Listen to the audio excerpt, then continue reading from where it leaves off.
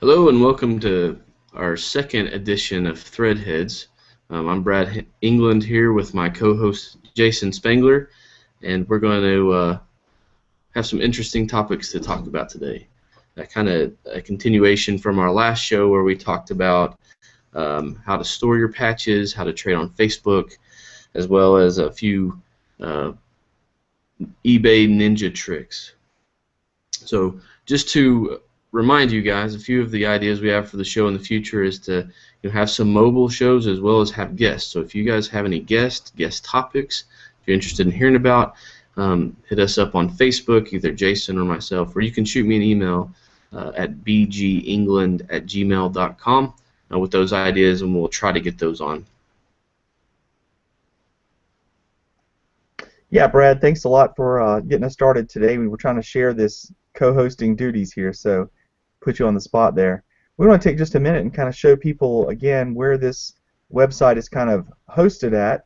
And to do that, I'm going to try something we haven't done before in an episode of Threadheads or even with us playing around too much. One of the features of this Google Hangout on Air, there's something called a screen share. So I'm going to be brave and try to take the camera out to the screen share and show everybody this website that we have called Scout Patch Collectors. So hopefully if this works, what you're going to see now is the screen on my computer, and it'll show you the website Scout Patch Collectors. Now this website, as we mentioned last episode, we bought this URL 2 years ago when we started the Facebook group Scout Patch Collectors, and during that time we really haven't done much with it. For a while I was kind of using it as a website to store a bunch of old content that I had. In fact, the website I used to have, which was a forum that the Scout Patch Collectors Facebook group kind of replaced, all of the old content from that went into here. And now I've got this thing kind of cleaned up, redesigned, and it's ready to roll. So if you ever want to come over here and check out Threadheads, right here at the top you can click on Threadheads, and that will take you to a category that's only going to have each episode in there. So right now we have episode 1 loaded up. After we get this one live, we'll have episode 2 loaded up as well. Over here for beginners resources, this is something that we need to build out a little bit better. Eventually you'll be able to click on here and get some topics, maybe some little short videos on things that would help new collectors. Also, of course, we have a contact form over here. You can find out more about me, the Santee Swapper. And then over here there's a drop-down menu. Now this drop-down menu will show you a lot of categories here. These categories, some of them are actually older categories, again, where I have sort of archived material from some of the older websites that I no longer have live. One of those was a website called 2009 NOAC.com. Another was called 2010Jambo.com. And I already mentioned the V bulletin board. So you can click on here. Some of this stuff is still kind of interesting to go and look. So that's why I haven't deleted it. I've kept it on the site because there's some interesting things here. And then there's some people have made interesting comments. So there is some kind of stuff you can go back here and kind of check out. But again, the main piece of thing that's going on here now is going to be the Threadhead show. That's what we're really kind of shooting for. So, Brad, again, if people want to try this out, just go to scoutpatchcollectors.com, and that will show everybody the website.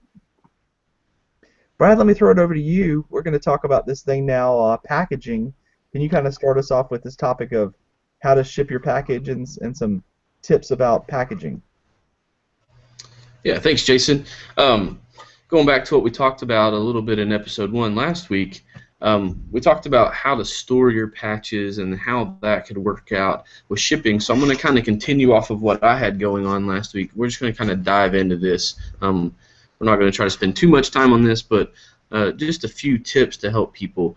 Remember I talked about flatter is better with the U.S. Postal Service, and that's pretty much still the case. So I showed you how I store my patches in these little bottle liners, and I use these smaller envelopes. The great thing about these, you take this, fits perfectly in the envelope.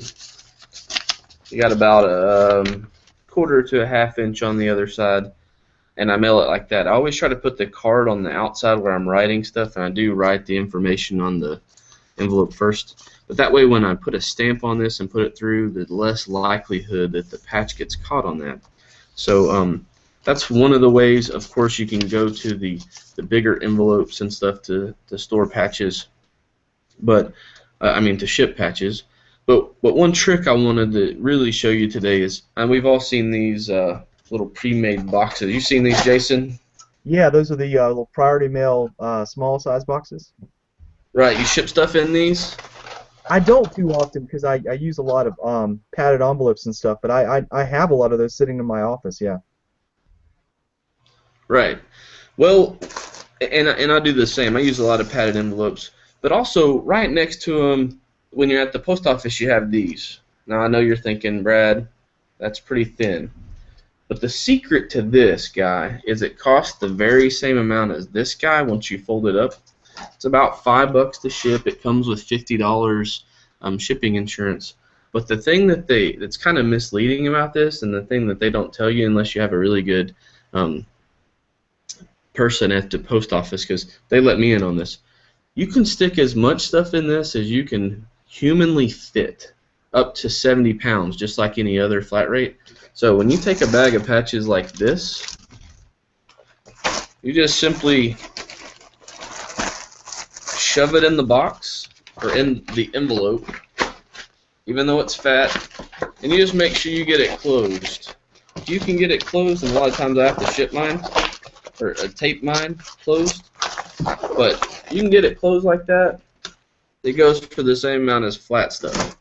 Free insurance, it's flat rate, about $5. I know once you get to a certain weight with your other patches, then you start paying around that area anyways. It comes with tracking. I usually ship mine online through USPS.com, pay through PayPal, and then it saves the tracking information for me. So that's one of my tricks I've learned. I mean, you can shove that thing as full as you can get it. You can wrap tape around it as long as you get everything in the box without things spilling out or in the envelope. You're good to go. So, Jason, do you have some shipping tips, tricks, secrets to share with us? I do. I've got a couple of things here, and actually I saved some envelopes that came in the mail this week just for our little Threadhead show, so I'm glad that we're continuing with this topic. Okay, so this is when you're talking about labels. This is something that I got in the mail this week, and this is a label that's actually printed on eBay. So a couple of things here. One is that when you print your labels through eBay, you actually are going to pay less than if you walked into the post office. And not a lot of people know that, but if you use eBay labels, they actually give you a nice discount. I guess it's coming from the USPS, and you can actually get these printed out cheaper. Now, this is what you would call sort of like a padded envelope, okay? So one trick about this, and if I hold this really closely, you can see it says first class package. When you ship on eBay, everything, the minimum you can have is first class package. You can have a priority mail item like what Brad was showing you, but first class package is like the minimum in terms of width and how light it can be. Since we're mailing patches, obviously some of those envelopes could even weigh less than an ounce. Well, you can't print an eBay label for a first class letter. It has to be considered a package. And the reason why you want to do this is because with this little tracking number down here, this is going to be your tracking delivery code. And so that's something eBay likes to have, and probably your customers would like to have that delivery confirmation also. But here's some things about shipping a first-class package using these eBay labels. This is an envelope that I got in this week also. Now you'll look at it, it looks exactly the same as the one I just showed you, first-class package printed on eBay. But here's the difference. This is a flat envelope. This is not padded at all, okay? Now, that's okay to do that, but there is an exception. I don't know if you can convince the lady at your post office or maybe the manager post office to give you one of these guys, but I sweet-talked one of mine one day and got this little handy-dandy thing here. And what this does is this tells you if your envelope is too thick to be considered a first-class letter. It has to be, I believe the diameter here, if it's more than 1/4 of an inch thick, then it can't be considered a first-class letter. So if I were to take this envelope and slide it through, we have a problem here. This is a 6x9 envelope, and without any kind of padding in it, it could actually be considered a first-class letter. Okay. Now, obviously, if you have one of these guys here it's not going to slide through there because it's too thick. But if you have just a simple envelope and you print it on an eBay label, you got a problem. The problem is that I have had this happen 2 or 3 times over the last several years. If I were to mail this and I just had 1 or 2 patches in it and it was still too thin, if it would still slide through here, you could run across a post office worker who will catch this and say, oh no, wait a minute, this is not a first class letter, this is a first class package that isn't thick enough to be a first class package. And what I've had them do to me is they've said, oh, this has actually got to be mailed as a priority mail envelope, which means instead of paying like $1.93 like I did here, it's going to cost like $5, like what you said. And I've actually had this show up at someone's house, and it's a postage due $3 and some cents. And of course they get kind of angry at me, and I have to refund them that money. So here's how you avoid that, and it's really sort of silly. If I was a postmaster general, I would change this. The problem is that you have to take these couple of patches that are in this envelope, and you have to make this envelope thicker so that it will not be a letter, but it'll be a package. And the way I do that, it's really corny, is I stick little pieces of styrofoam in there. So you might have little styrofoam peanuts.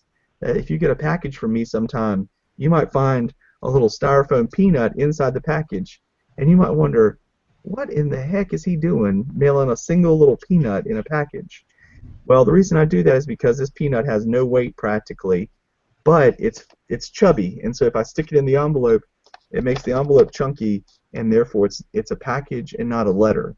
So a lot of times if I mail these, the minimum is 3 ounces. I can mail 1 ounce, but again, it's got to be chubby. So that's my tip, Brad. If you want to use eBay labels, remember that if you use eBay labels, which I recommend, I think they're great, it has to be a package, which means it has to be thicker than a regular envelope. It's got to be at least over a 1/4 inch thick. And one way you can do that is by adding a little stuffing into your thing. So, Brad, I'm going to throw it back to you. Anything else on shipping, or is that about what we wanted to cover today? Oh, that's great, Jason. Hey, appreciate you sharing that with us. Yeah, and once again, we want this show to be as interactive as possible. So, if you guys have any ideas on how we should ship things that didn't work, or you found a trick around, a way around doing certain things, please let us know. We're always open to that. We want to share with the rest of the hobby, and of course, we want to save as much money as we can so we can spend it on patches instead of postage, right? Exactly. Well, Jason, let's move on to kind of our main topic of the show. I'm going to throw this back to you, which is pretty generic. We're just going to talk about Trade-O-Rees. So let me throw that back to you and see and you get us started off here talking about our main topic of the day. Yeah, we're going to keep this kind of a current events topic also. We're going to talk a little bit about the NOAC Trade-O-Ree, but then we're also going to spin it back over to talking about the situation that's arisen with the 2015 NOAC being overbooked. And so let me start off by talking about the Trade-O-Ree. I just heard from Chris Jensen this week, folks who are going to rent tables at the NOAC Trade-O-Ree, which is going to be August 1st through the 3rd in Michigan, at East Lansing, Michigan. Those folks we'll hear from Chris soon about getting hotel information. And I think the hotel information is going to be very, very important this go-around, because we have a situation where there's going to be a lot of adults who are not going to be traveling with their contingent. And if they want to go up to NOAC as what you might call a lone ranger by themselves, just driving up in their car, then they're not going to be able to stay on campus. They're going to be looking for a place to stay. So I think hotels are going to be kind of critical when it comes to this Trade-O-Ree and the NOAC in 2015. So I would encourage anybody who's kind of procrastinating about it to get on the ball. Brad, I'm going to let you talk a little bit more about the situation with the adults and youth and the ratio. But let me just share this, because last night when I was talking to Chris through email, I thought of a couple of people who I have traveled with in the past, and I thought, well, I haven't heard from those guys, so let me just kind of check in with them and see where they are. Both individuals that I messaged last night, they both had not made any plans, had not signed up with a contingent, and both of them seemed a little oblivious of the fact that the contingents are frozen, and probably at this point they have no chance of getting on a contingent. So, Brad, can you kind of take us through how did we get there, and let's talk about this hot button topic of the NOAC and it being kind of overbooked. Yeah, absolutely, Jason. I'm going to kind of spin off of what you said, and then I'll get into that. You mentioned something about the hotel, and it's probably a good deal that you got something booked. If anybody is planning on going, they certainly should. I have the privilege of personally knowing the guy that runs the national OA shows, and I was speaking to him a couple weeks ago, and he brought up two things to me. One was the capacity of the shows, and Jason, you and I talked about this a little bit earlier. Basically, how they're going to open the shows arena up to be a 360 view so they can fit the people they want to in the shows. But more importantly, what he mentioned to me was that they moved the show staff out of the dorms into local hotel facilities to make room for the participants of NOAC. So if you are planning on going up for just the pre-Trade-O-Ree or to go maybe 1 or 2 days or even spend a week up there and not go as the contingent, those hotel rooms are going to fill up fast because I'm sure National's making those phone calls to get those shored up. So yeah, I think at this point in time you're 8 months, 9 months down the road, and it's almost you're almost behind the curve if you're just now getting a hotel. I'm glad you got one, Jason. So I'm going to kind of use that to segue myself into this question about NOAC contingents. As a professional scouter, I've got this question several times in the last couple weeks, and I've had the opportunity to speak with a couple volunteers about what they think is going to happen. My opinion and view of what I think happened was National really pushed the button on when they were going to close NOAC, and I think towards the end a lot of contingents, councils, lodges, whichever way you want to look at it, went ahead and jumped on empty slots just so they would have them. I think a lot of that is going to change in January, February timeframe when the second deposits due for those slots, which actually locks them in. For instance, I know some local lodges that had 3 to 5 members signed up that locked down 20 spots. And then National actually came back to them and said, okay, if you want 20, we got to do this 3-to-1 ratio, for every 3 youth. So I really think what's going to happen, everybody's just kind of running crazy and stuff, but I really think what's going to happen is a lot of slots are going to open up, either councils transferring them to local lodges or filling their slots from their areas or sections, or National is just going to have a huge reshuffle process in the February-March timeframe. I think that the 3-to-1 ratio was a good way for them to make sure that youth are getting to NOAC, and I know that's going to be the #1 priority. But I see these contingents really starting to shake loose of some of these slots, and you'll see a big shift and shuffle in the first quarter of 2015 as far as the NOAC slots you're going to get. Now, this is all from just personal knowledge and speaking with several people about the situation. I'm not speaking for National, but I'm saying I think that they envision this as well. I mean, they put the squeeze on the councils with paying that second deposit, and I think they're going to really give them the opportunity to relinquish some of those slots, because once they pay that second deposit, they're committed to paying for that spot, and not a lot of councils want to pay $400+ to not send anybody to a NOAC. So I think we'll just have to calm down. Of course, it was like we got down to last week. They had 2,000 something slots, and they were gone within like a half day. So I think people just panicked, and so I think a lot of those slots will open back up, and people that want to go to NOAC will get to go to NOAC. Well, Brad, I'll take it from there, and we probably didn't do a good job of just giving people some backstory here. I'm guilty of just jumping right in because I figured everybody who's watching kind of knows what's going on. The 2015 NOAC is the 100th anniversary of the Order of the Arrow, and so for a long time now, the National OA has been pushing to make this the biggest NOAC ever. Now, 10,000 people was their goal originally, and that would certainly make this the biggest NOAC ever. And they came out with several different things to try to get people to sign up, little patches that you could get ahead of time, and the red sash that they're going to issue to participants. And I guess it worked, along with other things, and people really got excited, and pretty soon, bam, all those 10,000 spots were filled. And so what National has done is gone back to Michigan State and gotten additional beds and tried to work with them to expand it so that now there might be 12 or maybe as many as 14,000, I don't know how it'll shake out, spots. And then over the last maybe few weeks, what's happened is that they've come down with a ratio, which I think has always been sort of standing policy, but probably in years that it wasn't an issue, it wasn't really enforced. And that was this idea of 3 youth for every adult. And of course, that makes sense. We don't have to talk about why they would want to do that.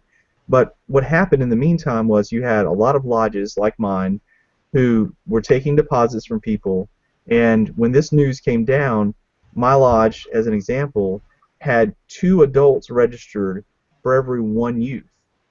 So now we have to flip that upside down, and we have to get it down to having 3 youth for 1 adult, which basically means we're going to have to, there might be, I don't know, 15 or 20 adults from my small lodge who will be asked to, or told to, that they will not be going to NOAC with the contingent. So that'll be kind of interesting to see. Hopefully, as you've said, things will shake out with that first deposit in February, and there'll be some more spots opening up. But right now, there's some lodges, I think on Facebook, as you and I are both active in the Facebook group, we see people posting about lodges that have as many as 50 or 60 adults who are potentially going to be pushed out of their contingents. And I'm sure that's really, again, a tragedy for them. This is a once-in-a-lifetime thing. But obviously, some of us have been to a lot of NOACs, and the idea is to get those first-time youth to go to a NOAC. So what else would you have on this topic, Brad? I think that's pretty much it for now. I mean, I know we're going to have a lot of changes in how many people go. I mean, I think there were some underestimates from National, including I think they kind of did a little disservice because they did the staff registration before they came out with the 3-to-1 ratio, which could have helped with some of those adults. But nevertheless, I think it'll shake out. I think that most of the people that want to go will be able to go. We'll get several youth to the event, and that's really what it's about. So hopefully in the next couple months there will be some changes. But National had to do something in order to give those lodges that didn't have any slots, or the lodges that only had a couple people signed up, that had some people kind of waiting in the balance, and also the lodges that just grabbed a bunch of slots to hope to fill. So I think we'll see some changes. So just kind of stay tuned. I'll try to keep you guys as much up to date as what I know about, and we'll just kind of have to see how it goes. All right, Brad, before we move to our last segment, I do want to mention the website, www.streamwood.net. Anyone interested in going to the pre-NOAC Trade-O-Ree, August 1st through the 3rd, contact Chris Jensen at streamwood.net. So, Brad, we're going to move into our mailbag part, and we only got about 5 or 6 minutes left to do this, but I got something I'll start off with. I got a collection in this week that had 3 huge jackets, okay? And let's see if I can get this in there. I don't know if you can see it. No, maybe it doesn't show it. This is an this is a 3XL jacket, okay? Now, I put on my freshman 15, and I haven't lost that, but I can't fit into a triple extra large. The cool thing about this jacket, it's not an official BSA jacket, but the guy had sewn patches on it. And so there was one patch on here that I really wanted to snag because I really, really love this patch. And that was this guy right here, and I'm sure you've seen this. Oh, yeah. In 2010, the Boy Scouts did this jacket patch, and I think if you just look at the fine detailing of the embroidery, I think it's just one of the most beautiful modern-day jacket patches ever made. I just love this patch. But I don't have this patch sewn on any jacket that I own. So I took it off that jacket, which is a 3XL. And what I'm going to do is I have a jacket that I think would look really sharp. It's a black jacket, okay? Again, not official BSA, but I think with this black embroidery, how does that look, Brad? Oh, it looks good, man. Sharp, man. So I'm gonna sew this on the back here. On the front, I'm gonna do something a little different on the front. There actually was a little tiny small patch on here. This was a Bank of America racing jacket that I got from a Goodwill at the beach, and it fits me well. It's kind of a nice material. Got it for $3. That's perfect. So I'm gonna sew a couple patches on this and make this into a Scout patch jacket with this awesome jacket patch that I like. What do you have for us, Brad? Well, Jason, as your request, last night I posted some things on Facebook about my Vigil blanket, and I got several questions. So here's kind of a picture. What I wanted to show you is basically this is the width of the blanket. I kind of spread it out as much as I can. Let me back up here. So that's the width of the blanket. It's made to be worn over the shoulders. So I mean, you can see the length. It's quite long. There's an elder in my home lodge who's a member of the Chickasaw tribe. I'm sorry, Choctaw tribe, and he brought this to our lodge. Of course, they were typically made with